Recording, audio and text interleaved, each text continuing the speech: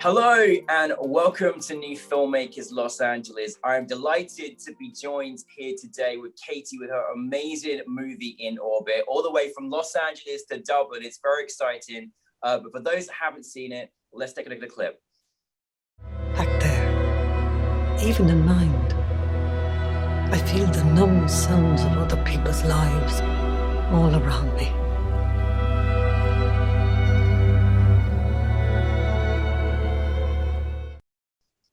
Katie, I've known you for almost a year now, and I'm so happy that you brought your film to New Filmmakers LA. You know how much I love your film, and thank you for joining us today. Thanks a million. Yeah, nice to meet you finally. I really, know. Yeah. This is exciting. But for those that haven't seen In Orbit, tell us a brief synopsis of your film. In Orbit is an LGBT short that has a kind of a sci-fi twist to it. It's about an 80-year-old woman looking back at the greatest experience of her life with an interviewer, and that experience is quite simply learning to love. So deceptively simple film. I've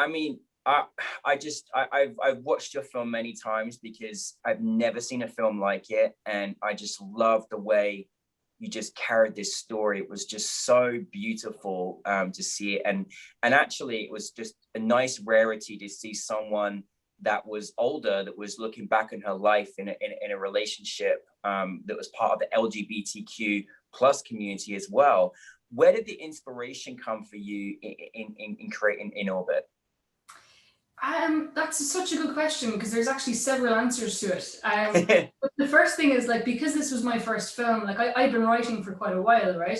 But I didn't realize I wanted to be a director until I wrote this script, and I thought, you know what, I just can't let it go. You know, there's something in this that, like, I want to direct it myself. I don't want to hand it over to anyone else. And so I ended up making it much more personal.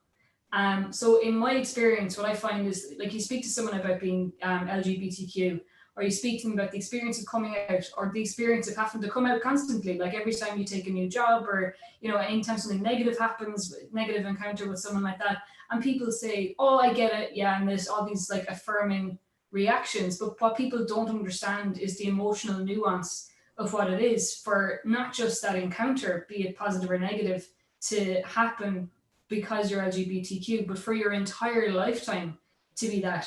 So, like, I turned 30 during the lockdown. It was the most boring birthday I've ever had, but I still have like an entire lifetime of being LGBTQ, and it's that like nuance and the nostalgia that comes with that. Even when you're young, people don't understand it. It's very hard to relate to that. So I kind of wanted to capture that emotional experience and like how it influences your sense of self in a film. And I thought the best way that I can do that so it will land not only with LGBTQ audiences, but like straight audiences as well, you know, in the broadest way possible, is to make it a visual difference between when you start your life and the, you know, the point of life you're at now.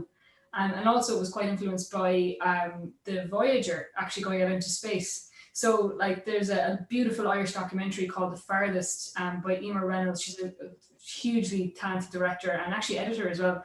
And she basically interviewed the scientists who originally launched the Voyager off into space. And so all these people were talking about this amazing thing, like the human eye had never seen this before. We'd never seen these pictures, and they were getting so emotional. So you had something that was very scientific and very structured and could have been very, very cold. And it was this massive emotional thing about discovery and like reflecting on who we are as people. And I think Falling in Love was very much like that. You're going into the unknown. It's a leap of faith. Can it even be done? All the odds are telling you this isn't going to work.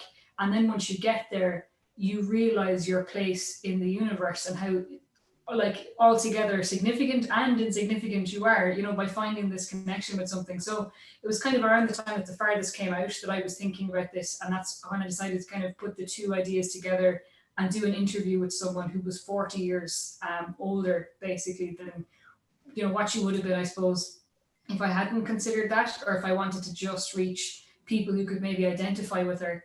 Whereas like the two together, what you have is an emotional experience. And if you can give that to an audience, it doesn't matter if they lived it or not, they can actually finally feel what we're feeling. Absolutely. And thank you for sharing that, because I'm glad they asked the question, because there's so many amazing reasons why, you know, you made this film, and you know, you are you know, in your own life, you're such an advocate for the LGBTQ plus community and a role model as well. I still can't get over this is your first film you've directed. I feel like you, honestly, I'm like, I need more, because this was just such a joy to watch. And one of the reasons that, you know, it struck my eye, this film, when I, you know, first discovered it, is that all the reasons that you said above is that, you know, LGBTQ love stories of, you know, sometimes a little bit one-dimensional, and, you know, you set this with this sort of sci-fi perspective, which was incredible.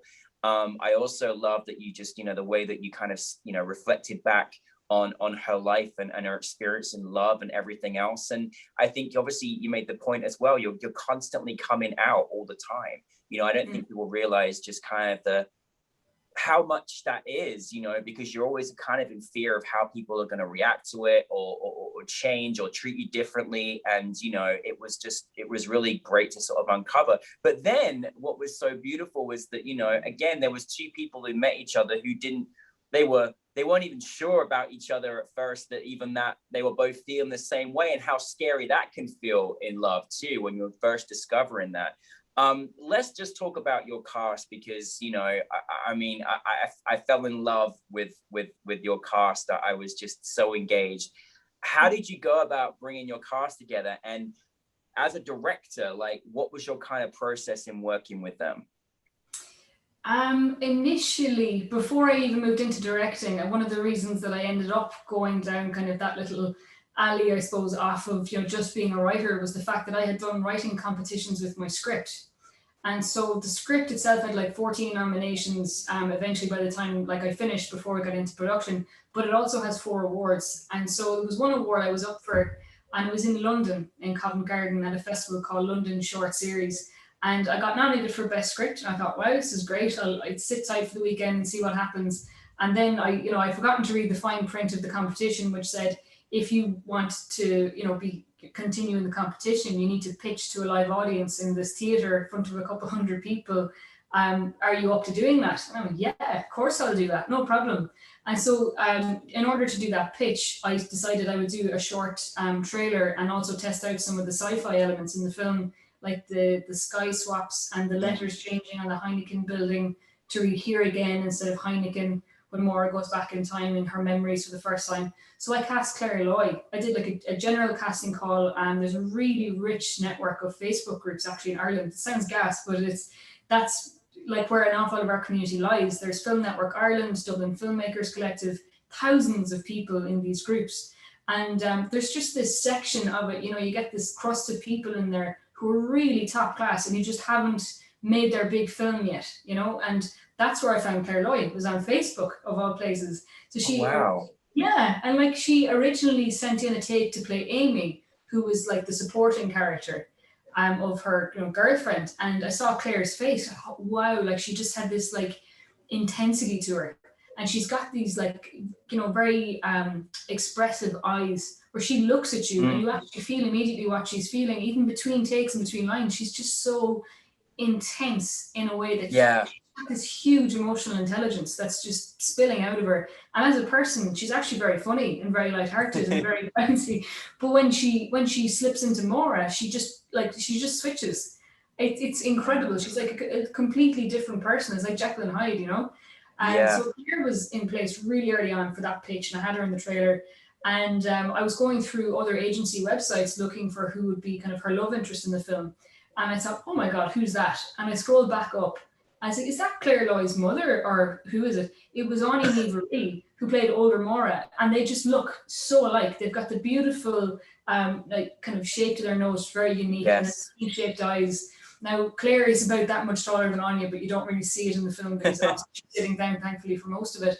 But that's how I got the two main, like the two Mauras, basically, like the dual lead of those two together. And then I built everyone else around them. So you'll notice like Michael David McKernan and Sarah Kinlan, who play the supporting roles in the film. What they have in common is a very, sounds like voiceover artist quality tone to their voice. They both sound like storytellers. And then they also both have expressive eyes to kind of tie into that metaphor of sight and vision and feeling seen in the film as well. Because there's a lot of the film is just people looking at each other.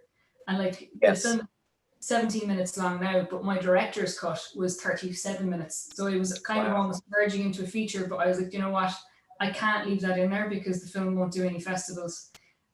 So I'd love to extend it at some point, but that's kind of how we ended up with that, and directing them like that to just feel it, like feel everything. I said to them, don't worry about what the dialogue is, right? I don't care about the dialogue, just feel it in the right moment. And so a lot of the prep with them and a lot of the work on set was around what the emotional experience of the scene was, as opposed to put your foot here, then hit that mark and do this. We didn't use any of that kind of stuff.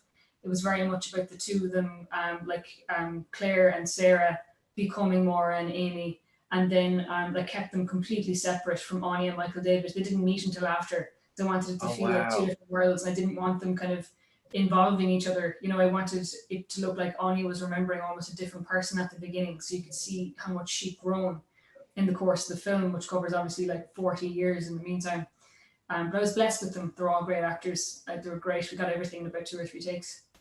Wow, this is why you've got to direct more, Katie, because honestly, like the techniques and how you worked with your actors is so wonderful and so refreshing. And I can take my eyes off any of them. There was the quickest 17 minutes ever. Like, it was so engaging, the story, and like you say, the way they were looking at each other, it was mesmerizing. It took your imagination on this beautiful, wild journey. And then, I was so impressed with, there's as there's not many sci-fi elements to an LGBTQ story, which was also refreshing. Like, how did you go about creating all these wonderful techniques? Because it looked very impressive on the screen. Oh, that nearly killed me. I have a day job. I'm a producer for a multinational learning company called HMH. They actually make video and audio content for the US education system. So that's my day job.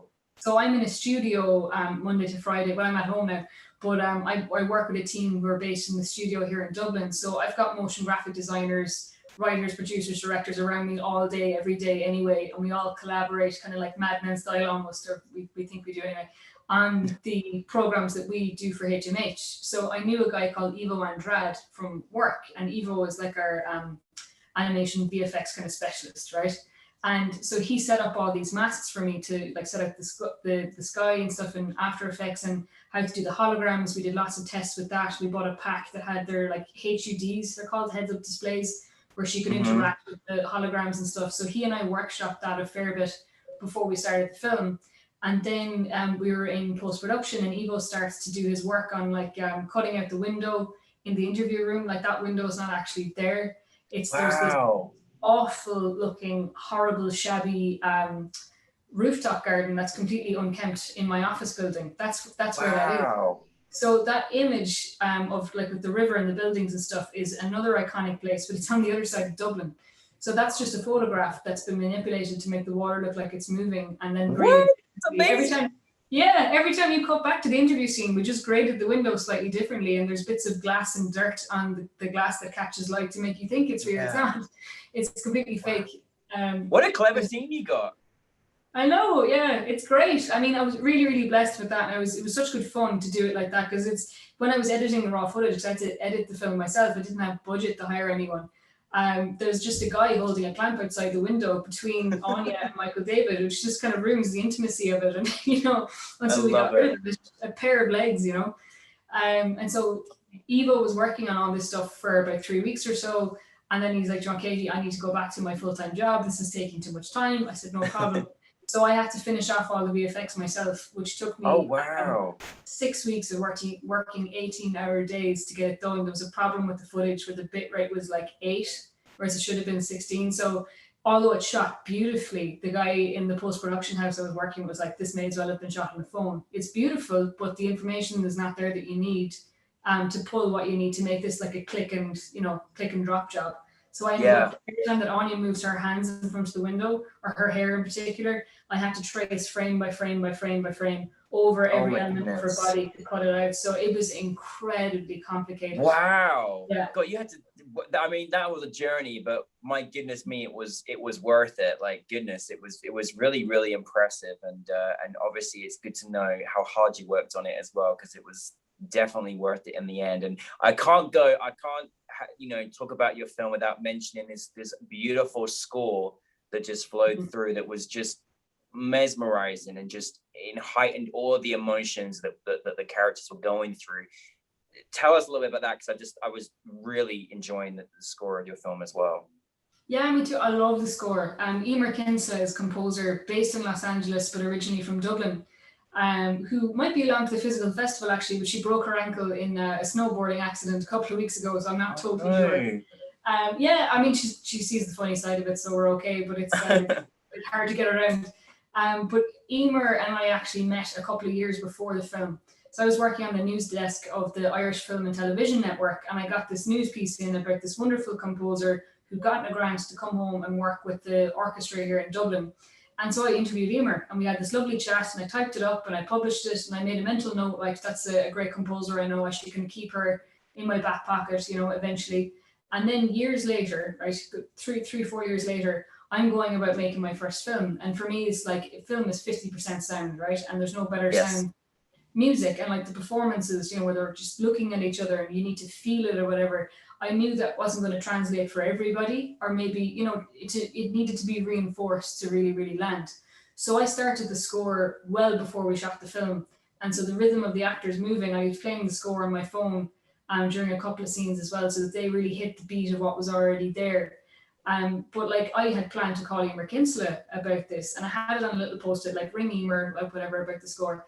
And in the meantime, I get an email from her, and she said, Katie, I don't know if you remember me. I met you a few years ago. I've heard all about your script and all the competitions you're doing and all your pitching, and I'd love for you to consider me for the music if you remember kind of who I am. So there's this lovely serendipity there with her. Yeah. And what I did, and I don't know how many other people do it, but I basically wrote out an emotional map of the film, really, really visually, right? So it's like a line in the center of the page, and there's dots for every scene in the film. And you've got positive emotion up here and negative emotion down there. And a lot of the times with an orbit, it's you feel both at once to different degrees. So I had this beautiful line, which is like, this is the emotional map of my film. And then I handed it over to Emer, and she could match the highs and lows and the intensity of the score to that map. And then once all the footage came back in, because I kind of shot it to the score as opposed to scoring it to the footage, it just fit together really, really nicely. Wow. Yeah. Katie, this is like film class. I feel like you've directed like 50 films. Like, honestly, like, anyone that's watched this and experiencing this, I love all your techniques and how you do things. And, you know, I think the one thing that, you know, again, that I love about your work thus far, and you know, obviously you're a great writer, is just the attention to detail, you know, and I think that really does matter, because, you know, from an audience perspective, you know, we really felt all these nuances and everything that you're doing. So this is, you know, amazing. I love how people from Facebook or serendipitous moments, like, you've all collaborated and it's all come together, and it's beautiful. I want to go on for days and talk to you about this film, because I obviously love it, but I want to close with, sorry for LA traffic. Thank God we've got good editors in the room. You can hear that little noise in the background. Yeah. Give me 1 second. I can hear like a bit of interruption. Don't want to ruin it. My final question to you, Katie, I know it's been obviously a very turbulent time, but, you know, your film has been everywhere and in so many different places. But what next are you working on? I have funded 2 short films since the start of COVID, so I'm in pre-production with both of them. So I won the Comortis Fisheen pitching competition here in Ireland, which is like a national fund for films in the Irish language. And so I've got $6,000 to shoot that. I was on a recce for that today, which is why I'm sweaty and in a t-shirt on an interview. But I literally just ran home there when we finished it. But and that's about a father developing a concept of home with his son, who's not even born yet, and he's just writing to him about the words that they're going to put on different spaces in their house and how it adds up to a concept of home. And it's written to the rhythm of a heartbeat, and all the movement in the script is up and down, rising and falling. And I'm going to get Emer to do an 1800s choral score on that. So that's one thing I'm in pre-production with. The other one is called Lambing, and this is another LGBT project, and it's actually about intersex, which has never been done in Ireland before. And it's won the IMDb Script to Screen Award in 2020, which comes with $5,000 in funding, but it also won the Kildare Shortcut Film Fund, which is another $12,000. It's one of the regional funds here in Ireland. So between those two, I'm hoping to make a really good quality short to follow up in orbit with. And that's about a father who's looking forward to his baby son being born. who's a very shy, sensitive guy living in rural Ireland and kind of like farming community, who is straight, but who never felt he belonged because of his father bullying him all his life for being soft and not being a hard man. And when the baby is born intersex, this father finally has to face up to all these issues he has with gender and bullying if he's going to be able to cope with what's about to happen to his baby.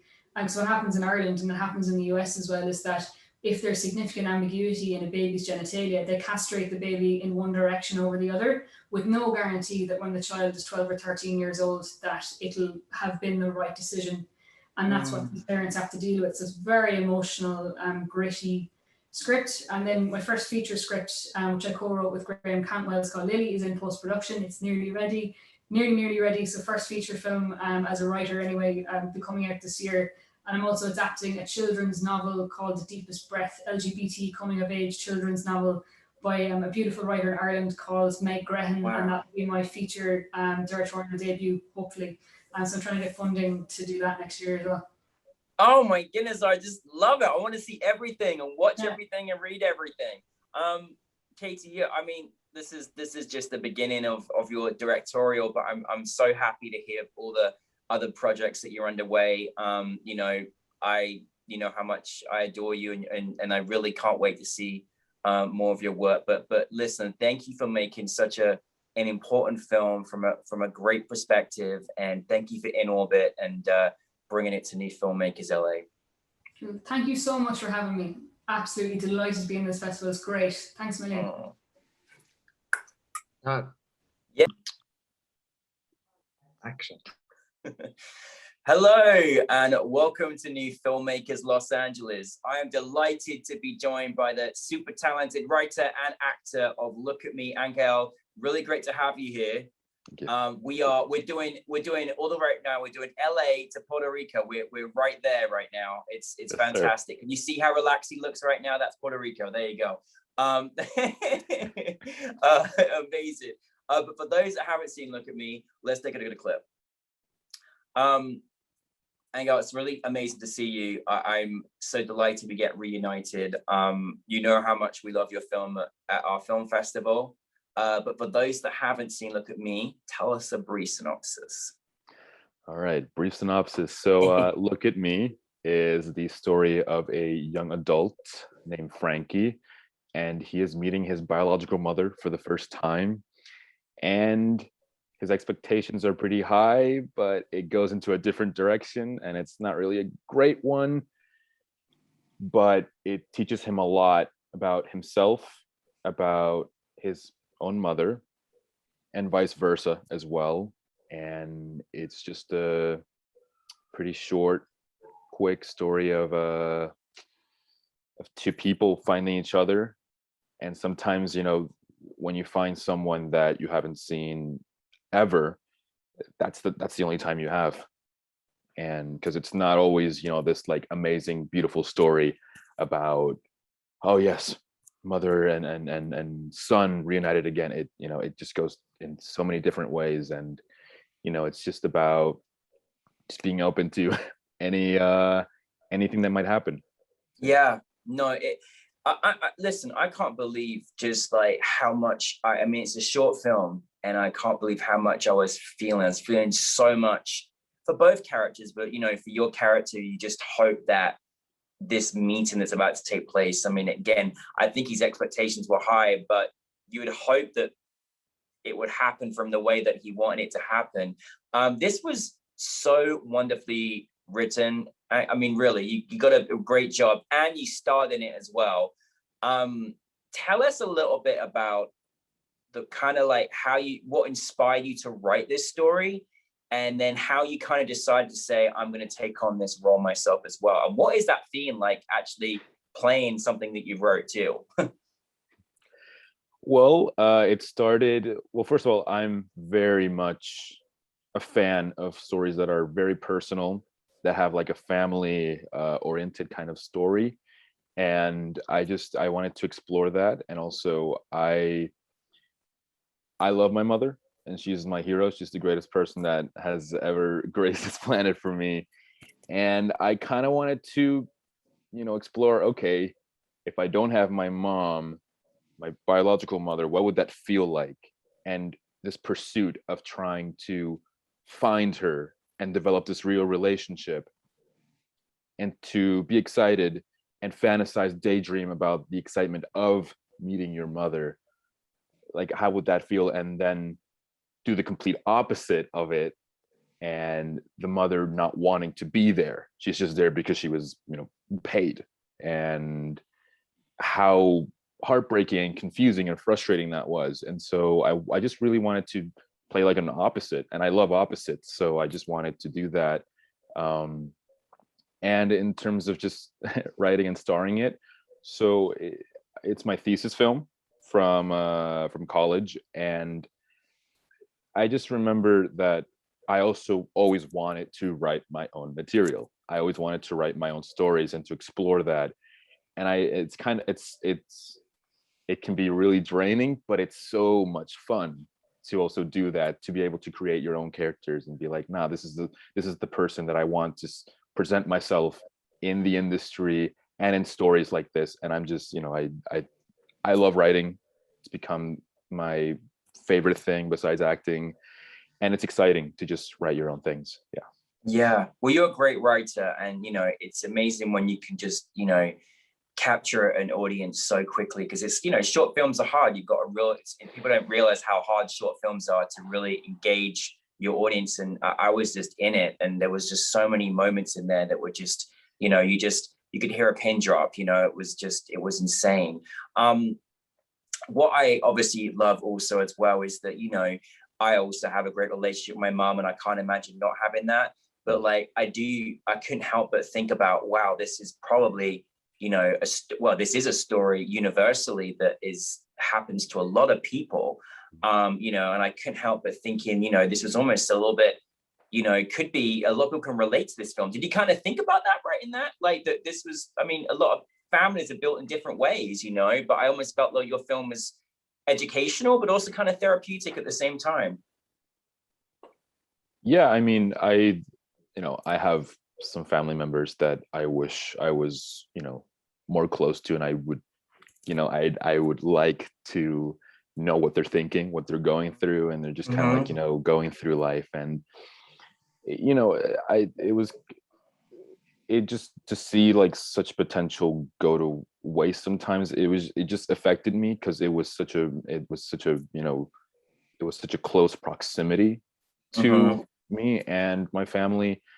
And I guess in that moment, I didn't know if I wanted to express that story, but I did want to express a story of, okay, like, what if I don't have that person that is my hero, my idol? Yeah. And of course, I also thought of like other people that, don't have their own parents, or don't have a really good relationship with their parents, and how lost they might seem because they do want to develop that, but it's impossible for them. And I thought of other people, and I researched, and I talked to people, and I saw the clips and all that stuff about people reuniting and people not reuniting.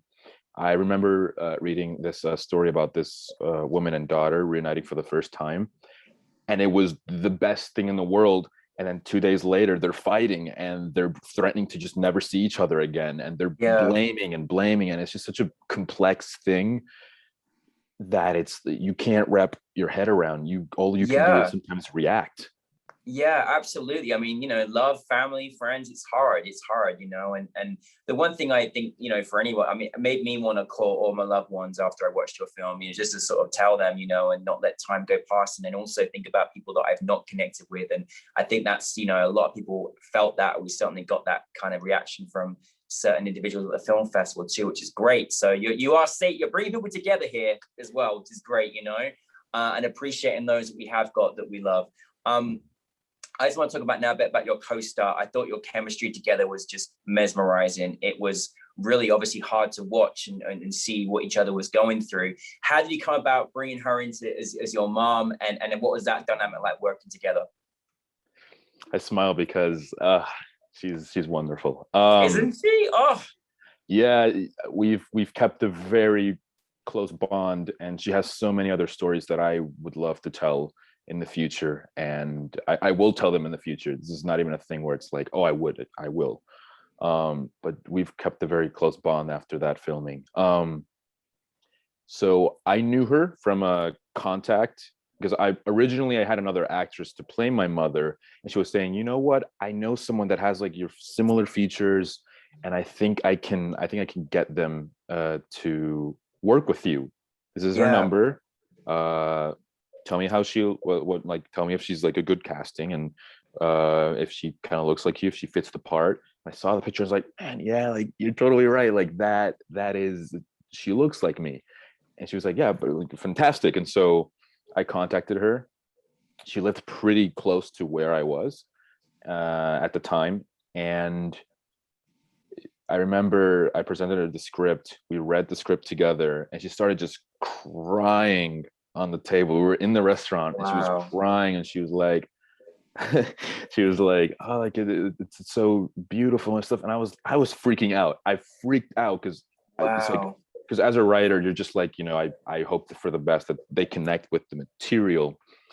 And when she connected, I kind of freaked out. I was like, oh my God, what is going on right now? And she just really related to it. It was very personal for her. She went to the bathroom, cleaned herself up, and came back.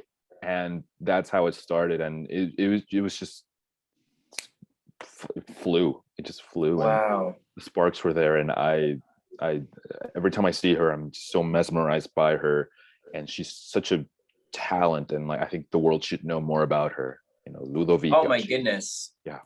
Both of you were mesmerizing. I mean, you know, without spoiling it, there's a, you know, towards the end, there's that wonderful look that I will never forget. It was just a little cinematic masterpiece. You know, she, you know, it was beautiful and heart-wrenching and wonderful. But no, your dynamic together was great. She is phenomenal. I'm glad you found each other, and you're going to continue to grow your relationship. It's amazing.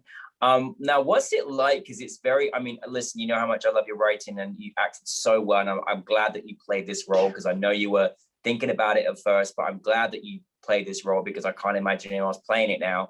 But like, what's it like writing something, acting something, and having someone else direct it? Yeah, that's a great question. That's a really good question. You know, and also being a producer, it's really hard to not worry about everything. Yeah, it's really hard, because you're like looking at the script, and then acting, and then also looking at the set and everything. And it's just, it's so hard to not be so attached to everything. But I had a really capable director, and, you know, she was fantastic. I am so grateful that she jumped in the project, like in that moment. Because I had a director before, and then he canceled on me. I mean, he was trying to decide which film he was going to direct, and so canceled on me, I think like a week before filming. Oh, goodness. And I was like, it's okay, it's all right, you're gonna find someone. And she just, I think my cinematographer recommended her, and we had a meeting, and she was fantastic. She jumped in right there, and it was just perfect. Wow. And of course, you know, I trusted her in, you know, being the very best that she could, and she was. Yeah. But it's tough. It's tough when it's something very personal, and then you kind of like, you kind of also want to direct yourself, but it's a lot. And it was the first experience starring and writing and then producing. And it's a very interesting dynamic. You just have to trust. You have to trust. Trust is everything. I mean, but no, it was wonderfully directed too, because it's such an intimate moment that you shared together on screen. It's, you know, it had to be well directed, and it came across beautifully. So well done to her for stepping in, and you for carrying on and not worrying too much, and, you know, continue to make the project. I am like, listen, I can't wait to see more of your stories, and I'm just curious, like, moving forward, like, what stories do you want to tell, and what is next for you on the horizon? I guess when I was, I'm saying as if I'm old, but no, when I was a teenager, you know, I had experienced a lot of bullying and a lot of you know, anxiety. It's still there, but you, as you go on with life, you learn to handle it, and you learn to see the bright side and the beauty of just learning, and not, you know, seeing things as, oh, this is terrible, horrible, I'm doomed, like that kind of stuff.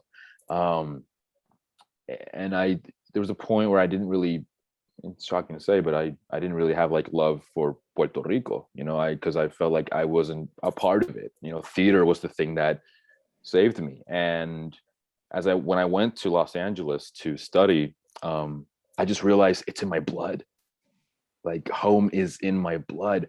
Can't deny it. I can never deny it. And I found this new love for Puerto Rico. And what I want to do to move forward is not just tell these personal stories of, you know, families and relationships, but I want to give out the Puerto Rican perspective on families and show those stories. There's probably tons of stories, like, you know, in New York and in Puerto Rico, and just, I think it's such a fascinating story, and well, it's a fascinating culture and how it was, and I would just love to explore that, you know, like Puerto Ricans with Dominicans and all that stuff, and I totally would just love to explore that, and to give a voice to a lot of people that maybe haven't had the time or the chance to express themselves.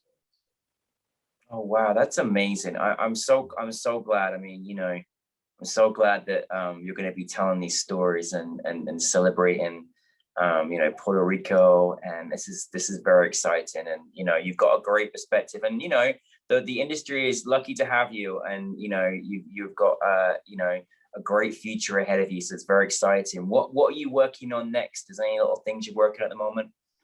I am working on a series. I'm working on a series, and it's basically about a Puerto Rican in Los Angeles, and he's figuring himself out. He's figuring how to love himself, and also learning how to be okay with just being alone.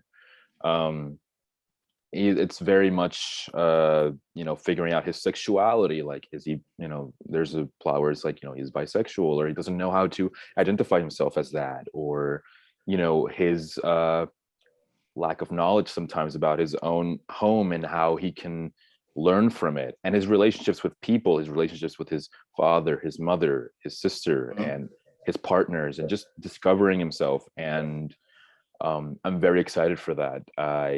It's been an idea that's been boiling up in my head for so long, and now it's like, it can't be an idea anymore. I have to write it.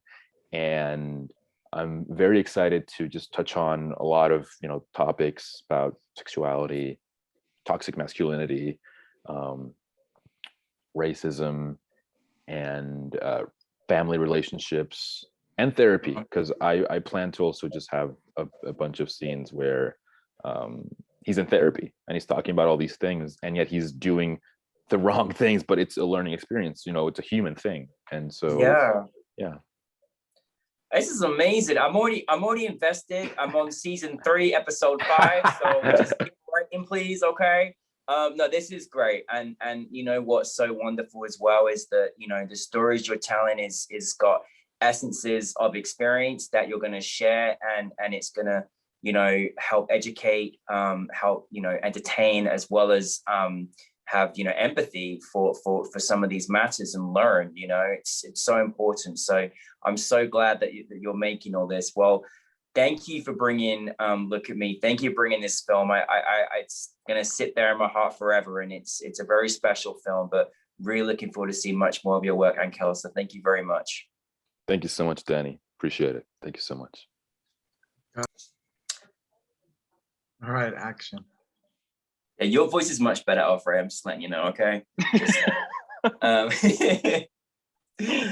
Hello and welcome to New Filmmakers Los Angeles. I am delighted to be joined in this virtual experience with the amazing Anthony, who starred and did such a great job behind the scenes as well as a director. Let's take a look at Echo for those that haven't seen it. Anthony thank you so much for bringing your film to us. You are fantastic on camera. I felt so much of what you were experiencing and feeling. It was so wonderfully put together, and I can't wait to chat to you about it. But for those that haven't seen your film, tell us a brief synopsis. So I would say, firstly, thank you for having me here. This is such a splendid joy. I would say Echo is an exploration of the lengths that I think we're such social creatures. And I think it's kind of just a small exploration of the lengths that we will go in order to maintain relationship in a time where one or many that I knew were forced to be isolated and alone. And yeah. It was a really fascinating watch, because you can't help but think about, you know, there's a self-reflection of everyone kind of universally having different experiences. And I felt so much for your character, because there's that silence and that isolation, and everyone's going through so much and experiencing so much and not knowing how to handle what's in front of you or what's going to happen. There was so many questions and feelings in the film, and you can't help but just feel it. And it was so, again, wonderfully edited together as well. Where did the inspiration, dare I say, the kind of universal inspiration, but where did inspiration come for you in telling this particular story? To be honest, it had come from a friend who, unlike me, is very much an extrovert. And so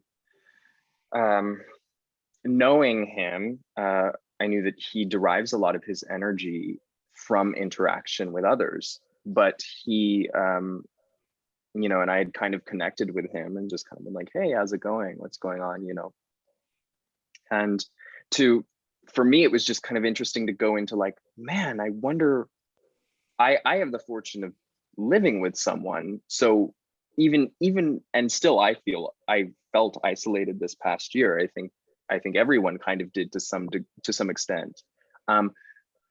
But there were him included with a few other people. It just left me to wonder, what must that be like? I was so kind of curious and caught by the idea of like, what is it like in a time like this to be alone with oneself completely? I don't know. And particularly for someone who needs, I think, and I even extrovert, introvert, I don't mean to necessarily bring that into the conversation, but yeah, we need each other, you know, and I think that's like newsflash, whoa, in this time, right? But we need each other, you know, we do. And to be caught in a circumstance where universally, I think we entered a year where there was a lot of fear. And I think there was this sense of, while we were all interested in protecting one another, let's be honest, there was also this sense of like, wow, we can be dangerous to one another, you know, and it created, there was, I think the boundaries energetically, but also literally went up. And so we were forced to kind of be on guard. And in some cases, for some people, to be completely alone at home. Yeah. You know? Absolutely. And you know, it's funny actually you said about the introvert and extrovert, because I'm sort of a 50-50 of both, but like even for the introverts, this was hard, you know, as much as they thought at first it was like, oh, this is perfect. And then after a while, it's like you just said, we actually do need to have interaction in order to kind of survive in this sort of modern age. And I thought the way you captured it though, that was kind of mesmerizing. You know, firstly, there was just, you know, I really loved the words that were being, you know, portrayed between, you know, you on these phone calls. And it was really interesting because I think everyone was just in this kind of stuck place of what to say next or how to work next, or even the right things to say. And then your reactions to, you know, I just felt there was so much you told within your eyes and your movements of just that pure isolation and sometimes too much time on your hands, which can create the added essence of anxiety and all sorts of feelings. Was that kind of something as well that you were just adamant and kind of incorporating? Because it was those kind of like lost moments by yourself that just feel like, oh my goodness, is this ever going to end? Am I ever going to be able to go back to normal, or what is normal anymore? Yeah, what is normal anymore? Yeah, right. It's great. Yeah. Yeah, I think, you know, I felt, I definitely felt like I too felt the like, well, I'm here at home. And there's I think, and I say but I think we all collectively can agree that there was this collective sensation of like, wow, this is a lot to handle. This is a lot of weight. There's a lot that's coming with this experience. Mm-hmm. I need to put this experience somewhere. Yeah. I think everyone felt like, how are we going to capture this time? And everyone has their own way of doing that. And it just got to a point for me where I was like, I just feel like I want to capture what this feels like, which I think you said so perfectly. It's those moments of just like dead silence. There's nothing more to be said, but you feel that that there should be, where do we go from here? That feeling, what do we do? What do I do? Where do we go? Yeah. What is supposed to happen? And I've been in a world where everything moves. We're always moving, and there's always something to be said, and there's always something happening and to be done. And so to be caught in this moment, you have all this, like, is the word inertia? You have all this movement going, then it's like halt, and you're internally left with this like, what do I do with this? Yeah. And so I think that the experience itself felt like that. It was like, what do I do with this? And I was fortunate enough to have a partner to help me kind of throw it together and be like, I just need to like get this out so I can Yeah. No, it was really, I mean, again, it's something that I think in different ways we can all reflect on, but I love that you picked up on the isolation, because I'm very fortunate where I'm not by myself either, but I often thought about a lot of people and checking in with each other and all of those kinds of things. Again, this was, it's insane that you haven't got to go too far out to really feel the character, but like, what was the experience kind of shooting this for you? Did you find yourself being easy to go to those places? I mean, I really do love the kind of close-up shots as well. That was just, and you kind of left us in moments that, I like it when you're left in moments a little bit beyond, so you can really take it in, you know what I mean, and feel it. Tell us a little bit about that experience. I can honestly say it was very simple, performance wise, because it was right there. It was right there for me as an individual, but it was right there because it was all around me. I felt it in everybody. It wasn't my own experience that I was having. So I never felt that it was already incredibly close because it was the experience I was having. But anywhere at that time, at that moment in time, anywhere I turned, that's what I was seeing. So the entire world to me in that moment, even the color of the film itself, felt like that to me. It felt raw, like just raw. Raw is the best word that I could give it. And so, I think, and in a way I would even say doing it in the same spirit of making the film to get it out, getting to kind of perform it, if you will, or to go into it, was a nice way to kind of exercise it out, to just see it and then to watch it back and go, wow, yeah, this is what's happening. This is what this feels like, It was so interesting watching it, because we all remember that kind of moment in this experience where there was that, which you said in the film, which was that moment of like, hey, really like to see you, and then I really like to see you, and that feeling of like, there was a time when it was like we were kind of just in fear of seeing another person, and how weird that was looking back, and that we were just so scared of just interaction. And then you always want to have to be like, don't worry, we'll socially do, and the whole thing is just like, how weird is this whole thing, right? I mean, goodness.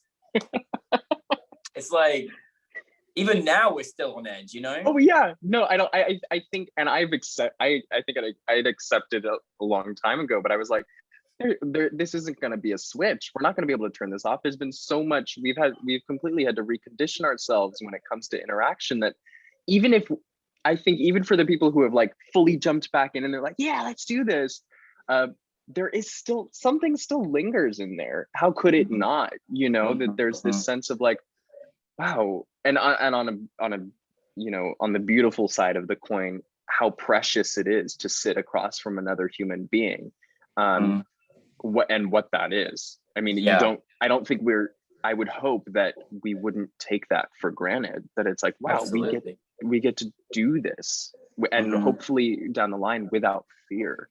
Absolutely, you know? Absolutely.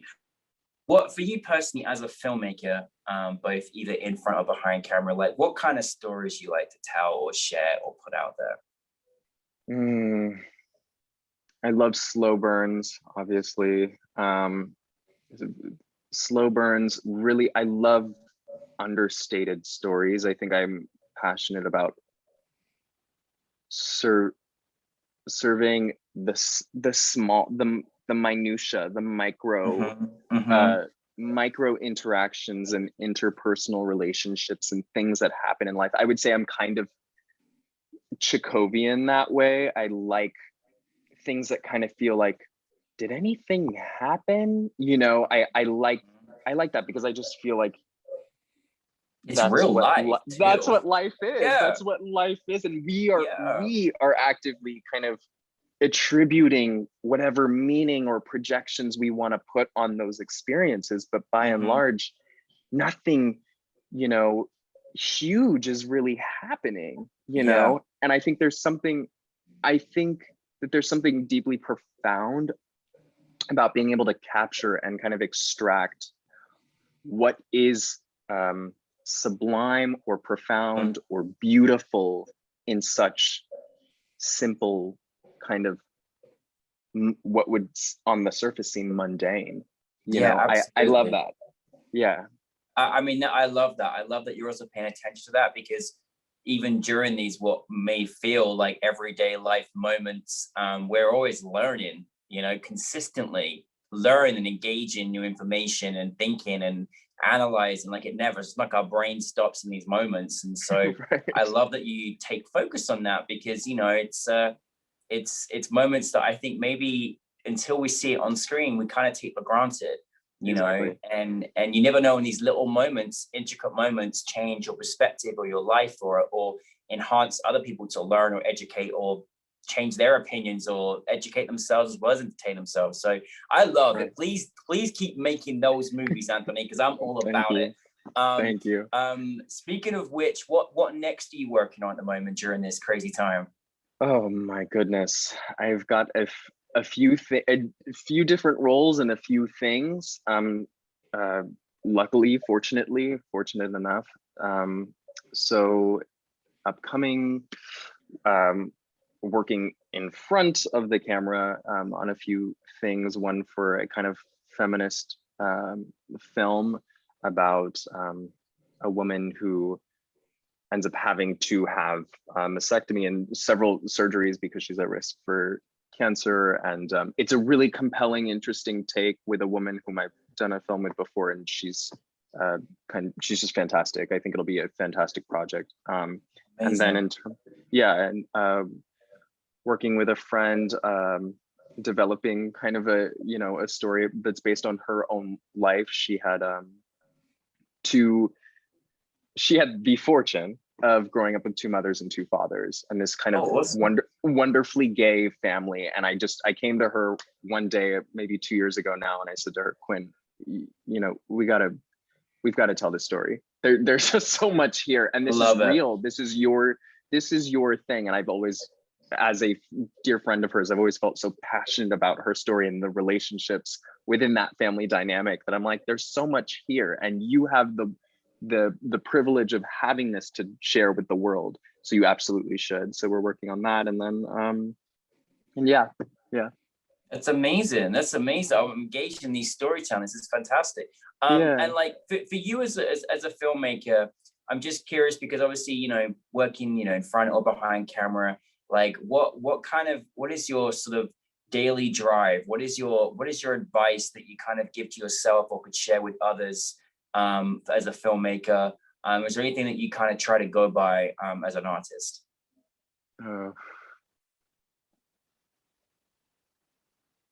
I think I think if there's anything I've learned, at least at this point in my own journey, and I used to be honest, like I'm gonna say this, and I've heard other people say it, and I think when I was a little younger, I used to kind of roll my eyes at it because I'm like, that's such an easy answer, but it's really true. I think, and I think the person who got it best was Joan Didion when she said, "We tell ourselves stories in order to live," and I believe that it is a deeply human act to tell stories and to find the narrative in anything. It's what we do. We're doing it on a daily basis. I mean, it's like to think that I could divorce myself from that process, you know, and kind of be like, oh, storytelling, you know, it's such a kind of recreational ancillary thing to do. But it's like when you come home from work and you're like, so-and-so said this to me and they must think I'm that and blah, blah, blah. You know, all the little dramas we go into, it's like, this is the very nature of what we are and what we do. Absolutely. And it's a powerful tool if used for good.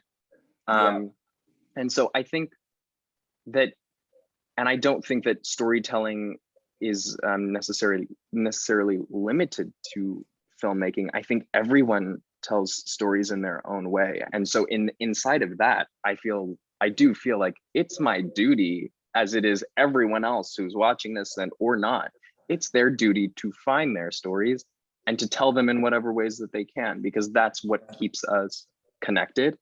I identify with another that I maybe couldn't have before through story. If we can articulate the story in such the right way, I can find a moment of connection with someone that's like, wow, I wouldn't have been able to do that on my own, you know? And so it's a powerful tool. And I think if one can stay connected with that, then there's a sense of like, oh, wow, I have to do this. I have to do this. Mm-hmm. I love that. That is something we don't hear often. And I'm so glad that you shared about that, sharing stories. I mean, you know, we're sharing stories right now, you know, and it's great, and it keeps us evolved and alive and you know, keeps our brains open and to new discovery. And I love all of that. This is amazing. Well, I just want you to keep making more movies like this, please, because I could go on this TED Talk forever.